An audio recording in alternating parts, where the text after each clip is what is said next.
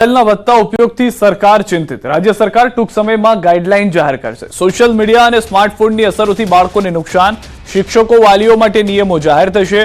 બાળકોમાં વાંચન અને રમતગમતનો વ્યાપ ઘટ્યો, બાળકોને ફોનથી દૂર રાખવા સરકારનો પ્રયાસ। હાલમાં મહત્વના અને મોટા સમાચાર મળી રહ્યા છે। રાજ્ય સરકાર તરફથી ટૂંક સમયમાં નવા નિયમ જાહેર થઈ શકે છે, જેમાં ગાઈડલાઈન જાહેર કરવામાં આવશે, કારણ કે જે સતત બાળકોની અંદર ફોનનો ઉપયોગ વધી રહ્યો છે। કેટલાક બાળકોને હમણાં ભૂતકાળમાં પણ આપણે જોયું કે જ્યારે માતા પિતા તરફથી ટકોર કરવામાં આવી તો આપઘાત સુધીના પગલાં ભરવાનો વારો આવ્યો છે બાળકોનો। તો આ તમામ જે એક તરફી પરિસ્થિતિ જોવા મળી રહી છે, ટીચર જે છે, શિક્ષકો જે છે, તેઓ માટે પણ આ નિયમ, આ ગાઈડલાઈન હોઈ શકે છે। વધુ માહિતી ન્યૂઝ 18 સંવાદદાતા સંધ્યા પાસેથી મેળવીશું। સંધ્યા, જે નવી ગાઈડલાઈન છે, શું મહત્વના મુદ્દાઓ હોઈ શકે છે આ ગાઈડલાઈનના? મહત્વની વાત એ જ છે કે જે બાળકો છે, ખાસ કરીને જે સ્માર્ટફોન અત્યારે બધાની પાસે આવી ગયા છે, પેરેન્ટ્સ પણ બાળકોને સ્માર્ટફોન આપી દે છે અને તેમાં સોશિયલ મીડિયાનો ઉપયોગ વધી ગયો છે અને જેના કારણે શિક્ષણ કાર્ય જે બાળકોનું હોય છે તે ડિસ્ટર્બ થઈ રહ્યું છે। જે ટ્રેક છે બાળકોનો એ ઓફ ટ્રેક થઈ રહ્યા છે, સોશિયલ મીડિયામાં વધારે થઈ રહ્યા છે, રીલ્સનું વળગણ વધી ગયું છે। આ સાથે એવા કન્ટેન્ટ પણ બાળકો જોઈ રહ્યા છે જેના કારણે તેમને માનસિક અસર પણ તેમને થઈ રહી છે, એટલે કે અવળી અસર થઈ રહી છે અને તેના કારણે જ હવે શિક્ષણ વિભાગે જાગવું પડ્યું છે અને શિક્ષણ વિભાગ અલર્ટ થયું છે અને દેશમાં સૌપ્રથમ કદાચ આવું હશે કે ગુજરાત સરકાર ટીચર, પેરેન્ટ્સ, બાળકો માટે આ ગાઈડલાઈન લાવશે અને સાયક્રેટિસ્ટ સાથે પણ વાત કરીને એક પરિપત્ર પણ આ અંગે તૈયાર કરવામાં આવશે, જેથી બાળકોનું શિક્ષણ કાર્ય ન બગડે, પેરેન્ટ્સ પણ ચિંતા મુક્ત રહી અને બાળકોને યોગ્ય શિક્ષણ આપી શકે। આ સાથે શિક્ષકોએ કઈ રીતે આ ગાઈડલાઈનનું પાલન કરવું તેને લઈને પણ વિચાર વિમર્શ આ અંગે થઈ રહ્યો છે। સંધ્યા, ભૂતકાળમાં પણ આપણે જોયું, હાલમાં જે કિસ્સાઓ બન્યા, મા બાપે ટકોર કરી મોબાઈલ ન જોવાને લઈને અથવા મોબાઈલનો ઉપયોગને લઈને આપઘાત સુધીના પગલાં ભર્યા છે, એ પણ એક મુખ્ય કારણ આમાં જોવા મળી રહ્યું છે।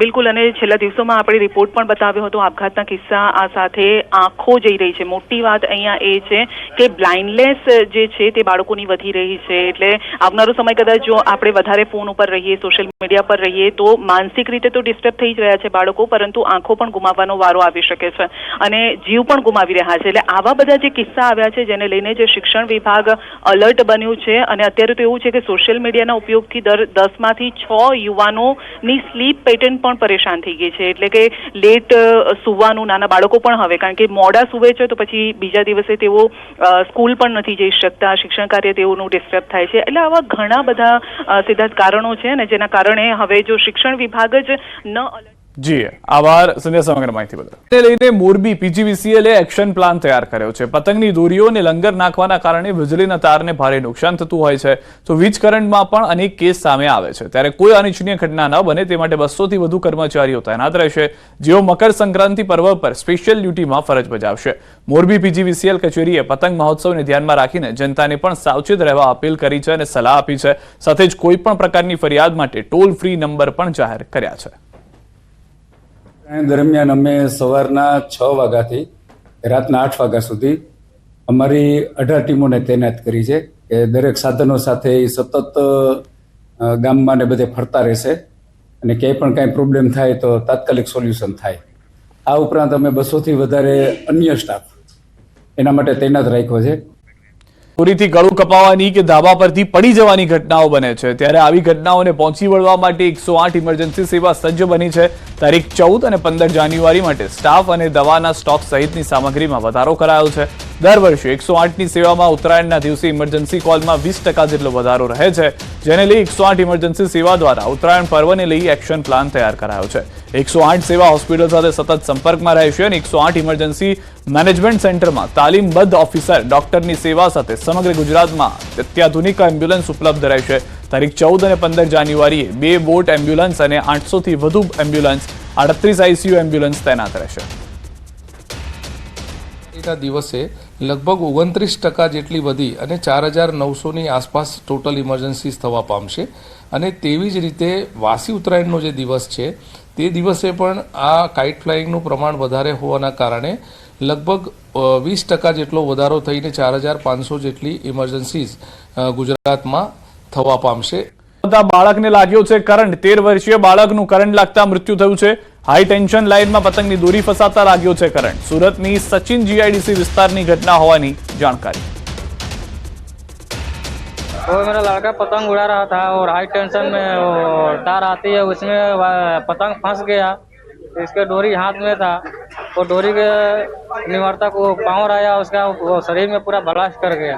અઠાથી સમાચાર દિયોદરમાં વિરોધ યથાવત ઓગળ જિલ્લાની માંગ મુદ્દે બાર એસોસિએશનનો ટેકો જાહેર દિયોદર બાર એસોસિએશને ટેકો જાહેર કર્યો દિયોદર આરામગૃહ આગળ ધરણામાં વકીલ મંડળ પણ જોડાયું છે સતત 3 દિવસે બાર એસોસિએશન મંડળે આવેદનપત્ર આપી ધરણામાં જોડાયા હોવાની જાણકારી દિયોદર માંગે ઓગળ જિલ્લોના નારા સાથે બાર એસોસિએશનનું સમર્થન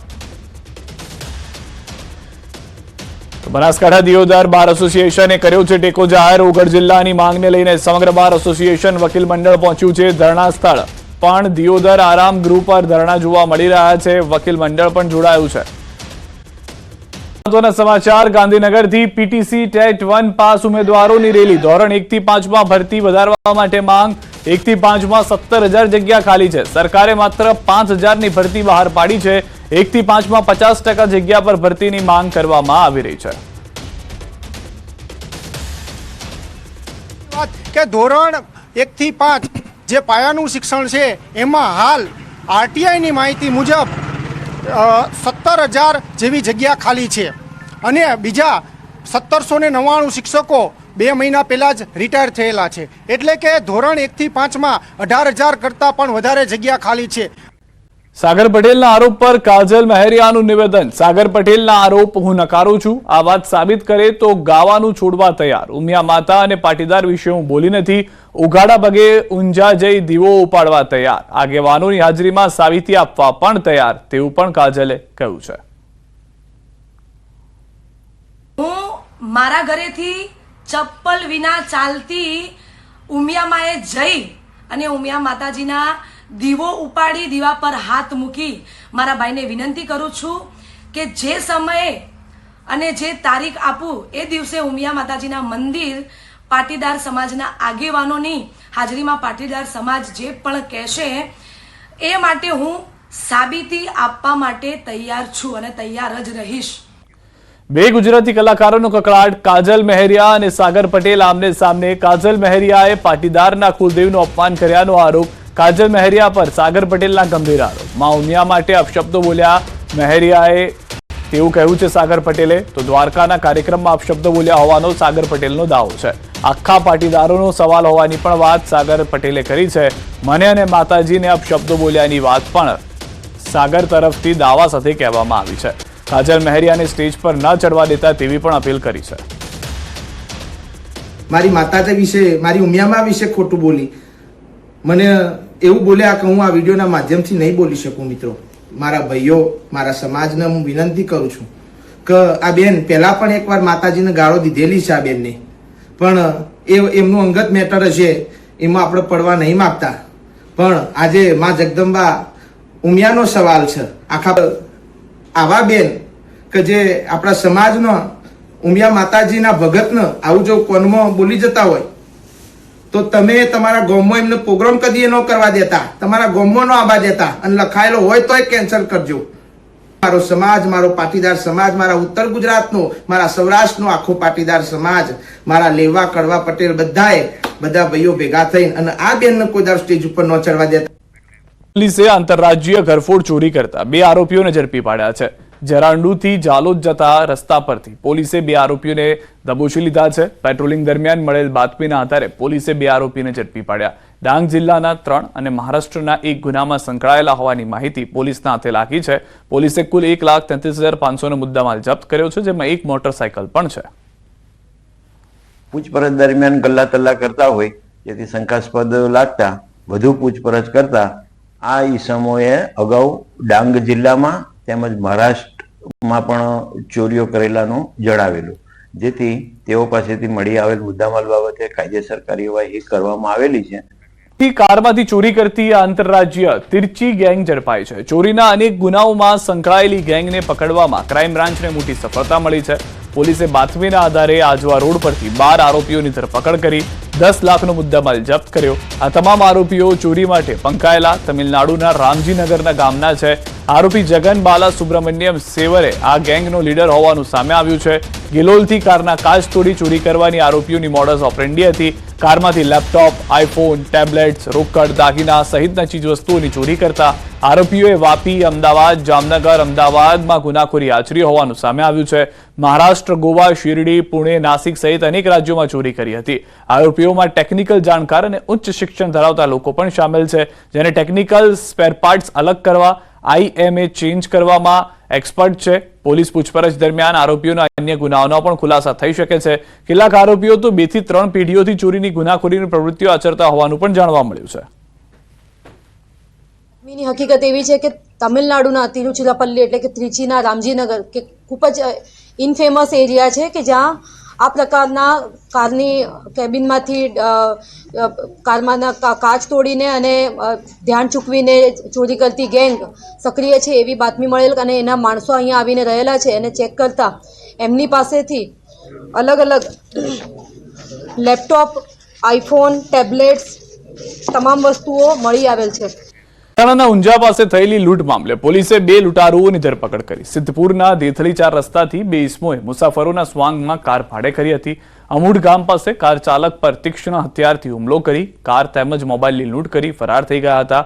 ઘાયલ કાર ચાલક પ્રતાપ ઠાકોરનું સારવાર દરમિયાન મોત નીપજ્યું હતું. મહેસાણા LCB પોલીસે સમગ્ર કેસની તપાસ હાથ ધરી. લૂંટારુઓ ઊંઝા વિસનગર હાઈવે પર તરફ ગામની સામે હેલીપેડ ઉપર હોવાની પોલીસને બાતમી મળી હતી. આરોપી વિપુલ ઠાકોર અને નિલેશને ઝડપી પાડી મહેસાણા LCBએ વધુ તપાસ હાથ ધરી છે. અમારી લોકલ ક્રાઇમ બ્રાન્ચની ટીમને આ તપાસ કરતા આ 2 વ્યક્તિઓના પૂરા નામ સરનામા અમને મળેલા, જેમની અમે એક અમારી કચેરીએ લાવી એને પૂછપરછ કરેલી અને એ પૂછપરછ દરમિયાન એમને આખો આ જે ગુનો કરેલો છે એની કબૂલાત કરેલી હતી. કરેલ દરેક વ્યક્તિને પોલીસકર્મી સમજવાની ભૂલ ન કરતા, નહીં તો પછતાવાનો વારો આવશે. સરકારી નોકરી મેળવવાની લાલચમાં તમારા પૈસા કોઈ ઠગબાજને ન પધરાવી દેતા, નહીં તો રડવાનો વારો આવશે. જી હા, અરવલ્લીના બાયડ પંથકમાં નકલી ASI બની પોલીસમાં નોકરી આપવાના બહાને 6 યુવાનો સાથે ₹13 લાખથી વધુની ઠગાઈ આચરવાની ઘટના સામે આવી છે. આ ભેજાબાજનો પૈસા પડાવતો શંકાસ્પદ વિડીયો જોવા મળ્યો. ભોગ બનનારે બાયડ પોલીસમાં ફરિયાદ નોંધાવી. બાયડના આંબલિયારા ગામના ચૌહાણ નિમેશ અશોકભાઈ નામના શખ્સે અને તેના પિતાએ આ ઠગાઈ કરી હોવાનું ખુલ્યું. નવાઈની વાત એ છે કે અગાઉ પણ આ ઠગબાજોને પોલીસે ઝડપ્યા હતા, પરંતુ હાલ તેઓ જામીન પર છૂટી જતા ફરિયાદીએ પોલીસ સામે પણ સવાલો ઉઠાવ્યા છે.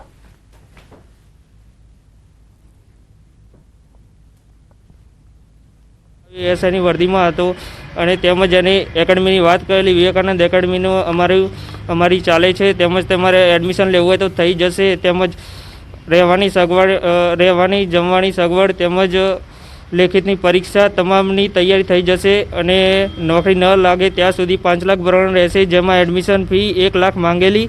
ASI તરીકેનો પોતાનો ઓળખાણ આપી અને ગાંધીનગર વિવેકાનંદ એકેડેમીમાં એડમિશન કરાવી નોકરી અપાવવાની વાત કરી અને સહાયરો તથા ફરિયાદી પાસેથી ટોટલ 13,50,000 રૂપિયા જેવી મત્તા લઈ લીધેલી હતી.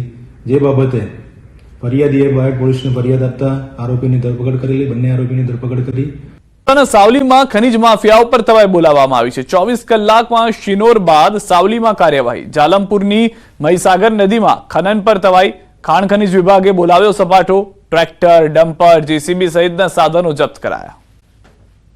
સાવજના ધામમાં ગારિયાધારના મહેસણકામાં આવી ચડ્યા સિંહ. સિંહના આટાફેરા CCTVમાં કેદ થયા. રામજી મંદિર વિસ્તારમાં સિંહની લટાર. શિકારની શોધમાં સિંહ ગામમાં ઘૂસ્યા.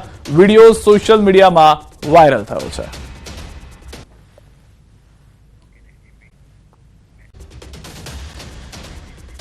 પંચમહાલના ગોધરામાં કપિરાજનો આતંક. ગોધરાના સાવલીવાડ તેલંગ હાઈસ્કૂલ સહિતના વિસ્તારમાં કપિરાજે આતંક મચાવતા અનેક લોકોને બચકા ભર્યા. મહિલા સહિતને સતત બીજા દિવસે નિશાન બનાવી હુમલો કરતા રહીશોમાં ફફડાટ ફેલાયો.